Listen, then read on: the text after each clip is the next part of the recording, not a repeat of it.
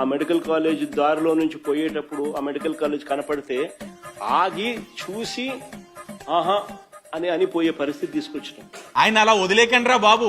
17 medical కాలేజీలకు గాను 8,480 కోట్లతో నిర్మాణం పూర్తి చేయాలన్నది ఆనాడున్న వైఎస్ఆర్ కాంగ్రెస్ పార్టీ వారి యొక్క ఆలోచన.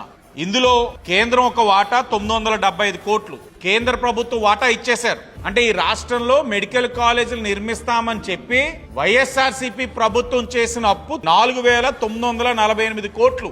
మొత్తంగా వాళ్ళు ఖర్చు పెట్టింది 1,400 కోట్లు. అందులో మళ్ళా 670 కోట్లు కాంట్రాక్టర్స్ కి బకాయి పెట్టారు. మీరు వాస్తవాలు చూసినట్లయితే సుమారు 5,500 కోట్లు దారి మళ్లింపుకు గురైంది.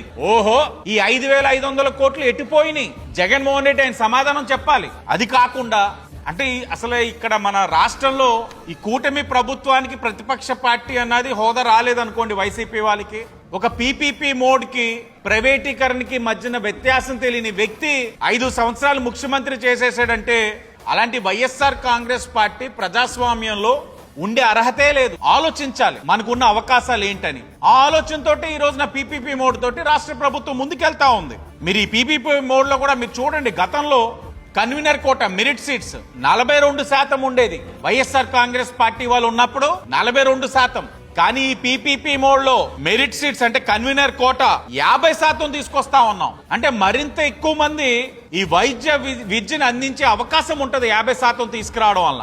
వారు వైద్య విద్యని నాశనం చేస్తే మనం దాన్ని ప్రోత్సాహం ఇచ్చే విధంగా కూటమి ప్రభుత్వం ఆలోచనలు ఉంటా ఉన్నాయి. అలా చెప్తారు ఏమని, పీపీ విధానంతో సామాన్యులకి భారం పడిపోద్దని. అసలు సెల్ఫ్ ఫైనాన్సింగ్ ఎవరు తీసుకొచ్చారు?